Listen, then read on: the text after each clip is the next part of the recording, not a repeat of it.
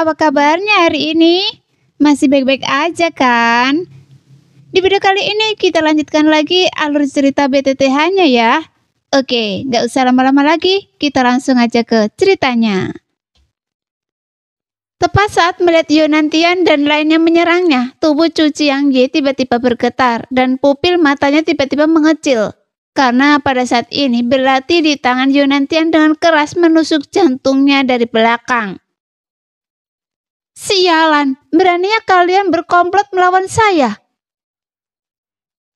Begitu kata-kata itu jatuh, Bing Ledong juga segera memadatkan trisula tombak es di tangannya. Kemudian mengayunkannya ke arah leher Chu Qiangye, yang membuat Chu Qiangye yang memiliki setengah kepala langsung terpotong. Sehingga dia langsung menjadi mayat tanpa berkepala. Tetapi dia juga tidak mati. Namun darah yang mengalir keluar dari lehernya tidak berwarna merah, tetapi hampir seperti darah hitam. Bahkan jumlah darah yang mengalir deras seperti air pasang, sehingga terlihat sangat mengejutkan. Kemudian darah itu langsung menyelimuti tubuhnya yang membuat Yonantian dan dua orang lainnya tampak terkejut. Karena darah hitam yang mengalir deras itu menjadi kental. Kemudian darah itu berputar dan berubah menjadi sosok yang sangat besar.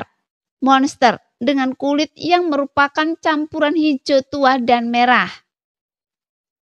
Dengan rambut acak-acakan seperti api yang menyala, bahkan wajahnya terlihat sangat ganas.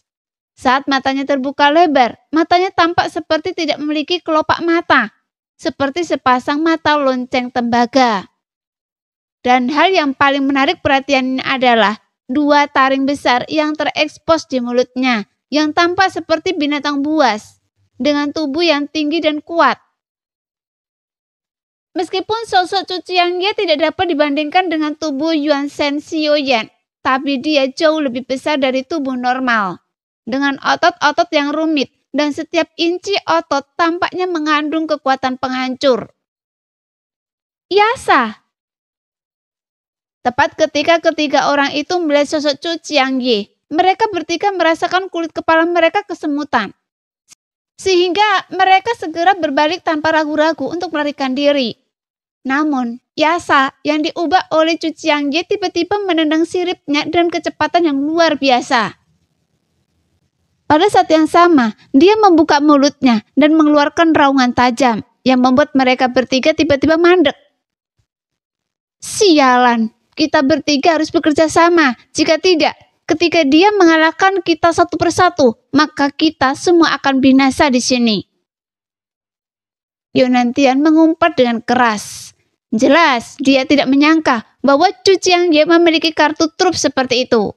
Jadi tidak heran bahwa orang ini tidak pernah menganggap mereka serius sejak awal. Saat pertempuran keempat orang itu terjadi, situasi berubah menjadi kacau untuk sementara waktu. Sehingga Wang Ye yang melihat pecahnya pertempuran dari keempat orang itu terjadi, dia segera menunjukkan ekspresi bingung. Bukankah mereka dalam satu kelompok dan berkumpul di sini untuk membunuh Yang Mulia? Wang Ye berkata dengan aneh. Meskipun mereka dalam satu kelompok, tetapi untuk tujuan yang berbeda. Lagi pula, monster tua ini semuanya berpengalaman dan bersemangat, jadi tidak mengherankan jika situasi seperti ini akan terjadi. Sambil berbicara, Ye Beijing terus memegangi dadanya dengan marah, yang membuat dadanya yang besar naik turun perlahan mengikuti nafasnya. Namun matanya tidak tertuju pada pertempuran keempat orang itu. Sebaliknya, dia melihat ke tempat di mana beberapa bola cahaya mulai berkumpul, yang telah berubah menjadi kabut darah keemasan. Pada saat ini, Xiaoyan seharusnya kehilangan semua kesadarannya. Namun dia tidak kehilangan kesadarannya dan ditempatkan di ruang yang luas antara langit dan bumi. Pada saat yang sama, 4 bayangan hitam tiba-tiba berdiri di depannya, sehingga di depan keempat bayangan hitam ini, Xiaoyan tampak seperti setetes air di lautan yang luas. Siapa Anda? Dan Anda juga anggota klan Yuan Shen saya, tetapi Anda bisa memiliki tubuh anggota klan Yuan Shen saya. Setelah bayangan hitam itu berbicara, dia tampak berjalan keluar dari bayangan itu. Saat Xiaoyan melihat sosok orang ini muncul sejenak, matanya tiba-tiba menyusut. karena sosok ini adalah anggota klan Yuanzhen dan ukuran tubuhnya tidak terukur. Meskipun tubuh sosok ini tidak sebesar tubuh Yuanzhen super raksasa miliknya, namun tulang-tulang di tubuhnya terlihat sangat mendominasi. Sebelumnya, saat Xiaoyan masih muda, dia juga ingin menghidupkan kembali klan Yuanzhen. Tapi sekarang, Xiaoyan berada dalam situasi putus asa, dan dia juga tidak tahu mengapa dia bisa memanggil jiwa para leluhur dari klan Yuanzhen. Sepertinya Anda tidak memurnikan anggota klan Yuanzhen saya menjadi boneka, tetapi Anda hanya menempati tubuhnya dan menjadi avatar Yuanzhen Anda. Sekarang, dunia tanpa batas telah hancur dan klan Yuanzhen juga telah lama sudah tidak ada lagi. Meskipun jiwa kami seharusnya telah tersebar, tetapi jiwa kami muncul kembali karena Anda. Dan ini juga menunjukkan bahwa klan Yuanzhen masih memiliki kesempatan untuk bangkit.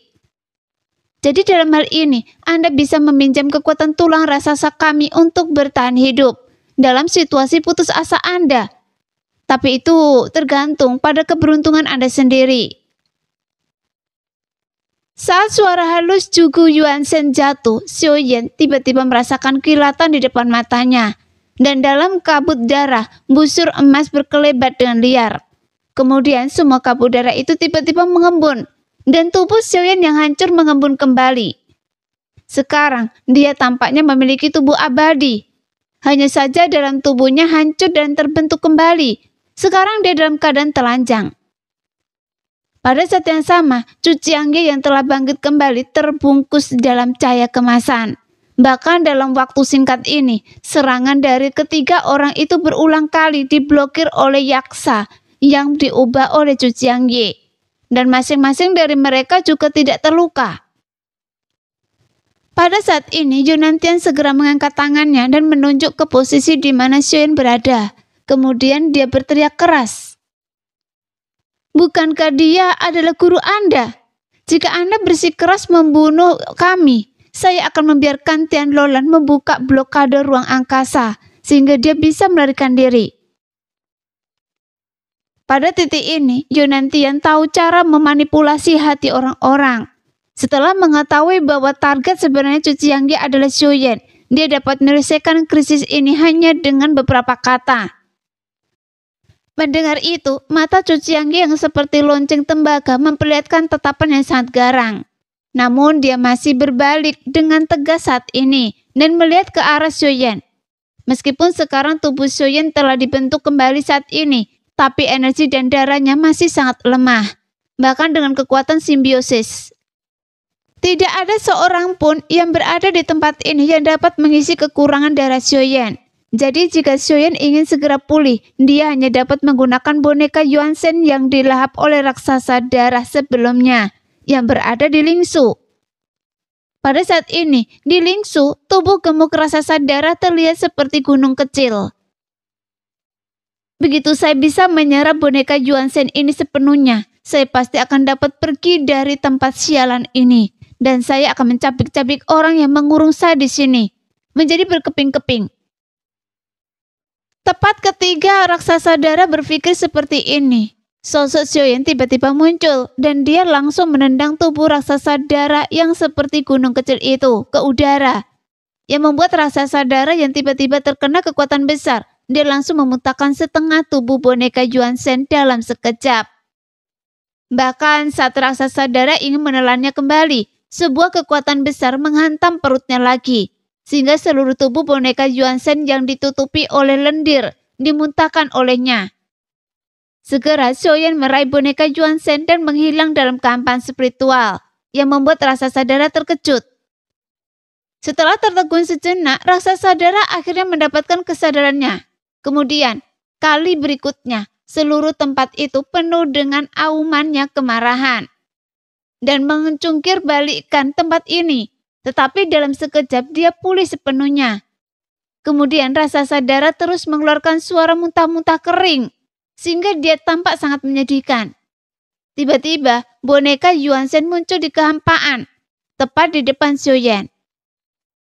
Melihat pemandangan ini, Yunantian tidak dapat menahan diri untuk menatapnya dengan penuh semangat.